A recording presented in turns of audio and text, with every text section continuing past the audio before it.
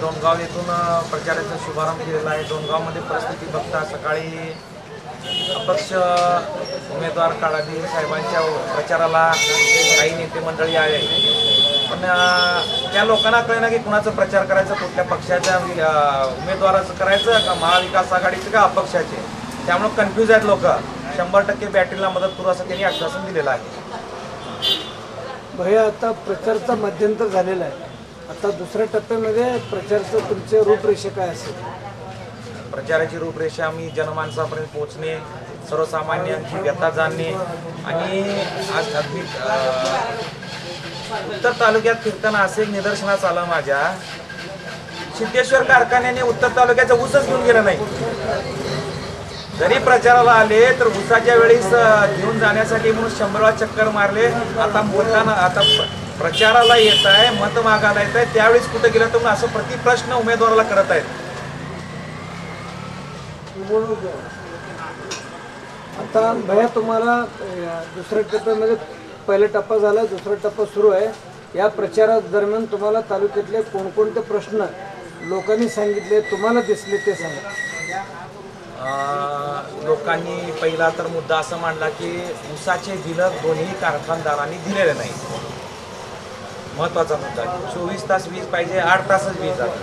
काही खेडेगावात रस्त्याची समस्या आहे। सीना भीमा पट्ट्यात जे रस्त्याची दुरावस्था आहे एकदम बेकार आहे आणि सध्या परिस्थिती पाहता बहुतेक परिवर्तन हे अटळ आहे। आणि आता तुम्ही कोणते विजन घेऊन मतदारापर्यंत जाताय? मी विजन घेऊन जातो आहे की आता सध्या मी परिस्थिती बघतो, आमचे एक प्रतिस्पर्धी उमेदवार आहेत काळादी साहेब। काळादी साहेब काही अल्पसंख्याक मागासवर्गीय भागात जातात, पण त्यांच्या घरात कधी चहा पिलं का किंवा पाणी पिलं का? आज उमेदवार आज मत मागायला जातात, पण कधीही त्यांनी त्यांचा जन्म सोन्याचा चमचा घेऊन झालेला आहे। आज मत मागायला जाताना लोक विचार इतक्या दिवस कुठे होता? अक्षरशः लोकांच्या घरात ते मला वाटतं की अल्पसंख्याक आणि मागासवर्गीय भागात चहा दिलं तरी घेतलं नाही असं एकाचं मत आहे आणि पाणी सुद्धा पिले नाहीत। मग हे काय चाललंय? जातीचं ध्रुवीकरण चाललेलं आहे। मला तर असं वाटतं की आमच्या इतर ओबीसी व 18 पगड मागासवर्गीय जाती व सगळ्यांनी या गोष्टीकडे बारीक लक्ष नाही तर पुढं आपल्याला 5 वर्षात भयानक परिस्थितीला सामोरं जावं लागणार आहे। त्यामुळे ही वेळ संधी चांगली आहे आपल्या आणि हक्काच्या सर्वसामान्य कुटुंबाच्या व्यक्तीला निवडून देण्याची। बरं भैया, तुम्ही सांगितलं काळादी हे कोणाच्या झोपडपट्टीत किंवा दलित वस्तीत पाणी पिलं नाही, मग समोरचा उमेदवार पाणी पिलेलं तुम्हाला दिसलंय का? माजी मंत्री सुभाष देशमुख सुभाष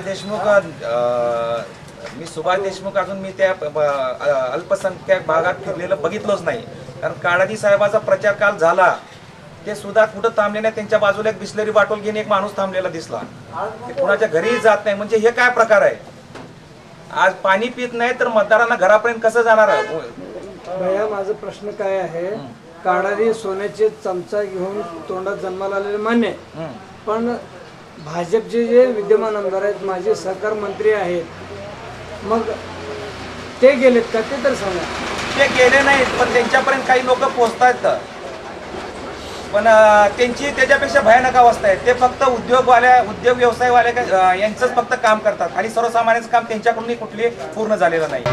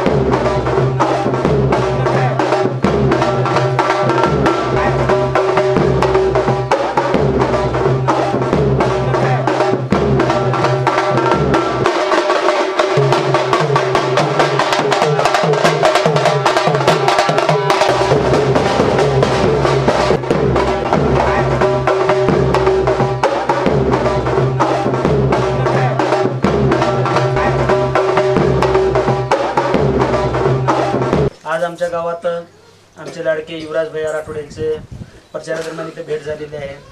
तर आज दक्षिण सोलापूरचा राजकारण एवढा खालच्या थराला गेलेला आहे की काय बोलायला काय लोकांना सगळ्यांना समजते। आज प्रत्येक मतदार हा सुशिक्षित आहे। तर आजकाल पक्षावर नाही होत तर जातीवर राजकारण होत आहे। जर जातीवरच राजकारण होत असेल तर आम्ही पण जातीवरच जाऊया। हा युवराज भाई आमचा पण जातीचा आहे।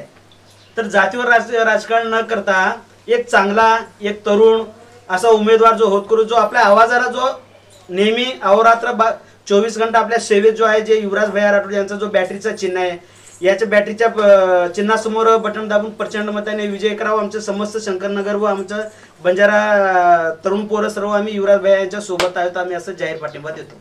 माझ्याचं असल्यामुळं आम्ही तर 100% मतदान युवराज भैयाला देणार। आणि युवराज भैया केव्हा पण आम्ही त्यांना फोन लावलो, दवाखान्यात प्रॉब्लेम असेल, बाकीचं कुठलं पण प्रॉब्लेम असू द्या, फोन लावलं की एका फोनमध्ये युवराज भाई आमच्यासाठी धावून येतात। त्यासाठी आमचं पूर्ण असं नियोजन झालेलं आहे, संपूर्ण गाव युवराज भाईला मतदान करायचं।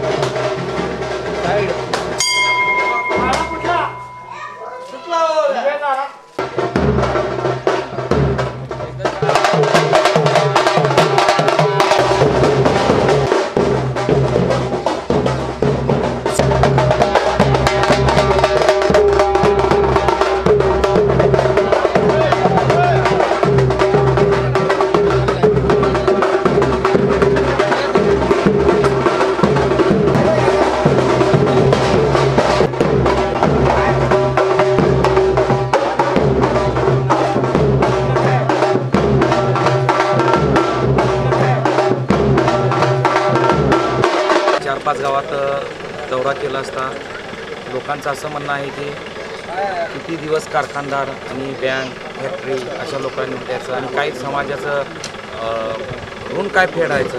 म्हणजे त्या लोकांचं असं मत आहे की समाजाचं काय म्हणजे कॉन्ट्रीब्युशनच नाही, ते फक्त त्यांचं कार टू कारपेट अशी लोकांना किती दिवस निवडून द्यायचं। जनमानसात असणाऱ्या व्यक्तीला आम्ही निवडून देऊ आणि तुम्ही फक्त प्रचार करून जावा।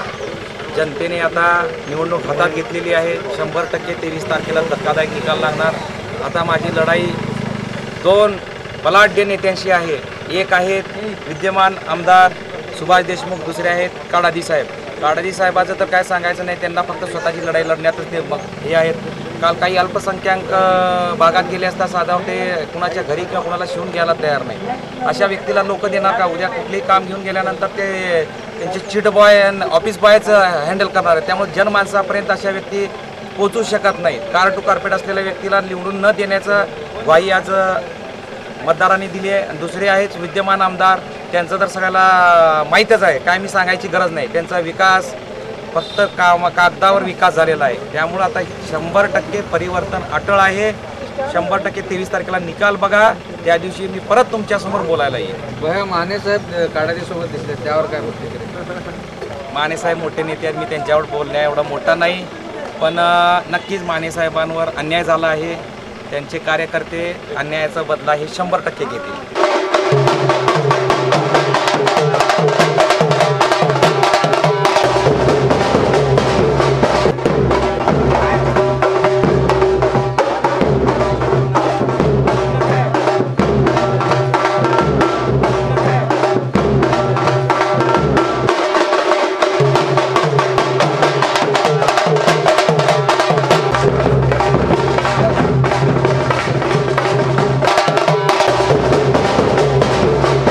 अधिकृत उमेदवार आहे. आज परिस्थिती दक्षिण तालुक्यामध्ये एवढी भयानक आहे की प्रस्थापितांच्या पायाखालची वाळू सरकते, जमीन सरकते. कारण काय झालं माहिती आहे का, हे एवढे आविर्भावात होते की आमच्याशिवाय पर्यायच नाही, पण आता सक्षम पर्याय दिसू लागलाय माझ्या माध्यमातून. दक्षिण सोलापूर परिवर्तन विकास आघाडीचं माझं चिन्ह आहे बॅटरी, 23 क्रमांक आहे. 100% 20 तारखेला लोक मला मतदान रूपी आशीर्वाद देऊन मला 100% निवडून आणतील अशी मला आशा वाटते. कारण काय झालंय, एक आहे तो उद्योग धंद्यात व्यस्त आहे, दुसरा आहे ते स्वतःच्या चिमणी पाडली, कंपाऊंड पाडले, ह्याच्या तरी दुसरा विषयच नाही. स्वतःच्या कामाव्यतिरिक्त दुसरा विषय बोलण्यासारखाच नाही. त्यामुळं दक्षिण तालुक्यात आता सक्षम पर्याय म्हणून मी उभा राहिलेलो आहे. येणारा 23 तारीख सकाळ 100% परिवर्तनाची सकाळ म्हणून उजाडणार आहे आणि सर्वसामान्याचा आमदार म्हणून मी 100% निवडून येणार आहे. 99 पासून विकास झालेला नाही. फक्त काही लोक फक्त स्वतःच्या टक्केवारीसाठी म्हणून कामं निधी आणणे आणि टक्केवारीवर कार्यकर्त्यांना वाटणे, याच्याशिवाय दुसरा पर्याय उरला नाही. पण 100% जनता ही आता ओळखलेली आहे. 100% 23 तारखेला हा परिवर्तन होणार म्हणजे होणारच. भैया, तुम्ही सध्या प्रचार यंत्रणा ग्रामीणमध्ये करता, तर ग्रामीणचे असे किती गावं फिरला आतापर्यंत? मी ग्रामीणचे जवळजवळ 30 ते 40 गाव फिरलो आहे. शहरी भाग तर माझा हक्काचा आहे, त्यामुळे मला काही तिथं बोलण्यासारखंच नाही. शहरी भागात मी राहत असल्याकारणाने जुळे सोलापूर जवळपास मी 25 वर्षापासून त्यांच्या संपर्कात आहे. ग्रामीण भागात सुद्धा मी संपर्कात होतो. मागच्या वेळेस मी निवडणूक लढली आहे, त्यामुळे लोकांनी माझं आता आवर्जून स्वागत केलं आहे आणि त्यांनी सांगितलं की मागच्या वेळेस आमची चूक झाली, ह्यावेळेस ती चूक आम्ही दुरुस्त करू. काही शहरातले उमेदवार जे आहेत फक्त बंगल्यामध्ये जाते, तुम्ही वाडी वस्तीवरून शेतात जाता, ह्याचं काय कारण? ते काही उमेदवार काय आहे, त्यांचा जन्म सोन्याचा चमचा तोंडात घेऊन झालेला आहे, त्यामुळे त्यांना गरिबीची जाण नाही. गरिबीची जाण असलेलाच कार्यकर्ता गरिबापर्यंत पोहोचू शकतो. त्यामुळे मी जनसामान्य माणसापर्यंत पोहोचत आहे. एकंदरीत कसा प्रतिसाद तुम्हाला मतदान करून मिळतो? 100% 23 तारखेला प्रतिसाद काय असतो आणि परिवर्तन काय असते तुम्ही फक्त त्या दिवशीच बघावं.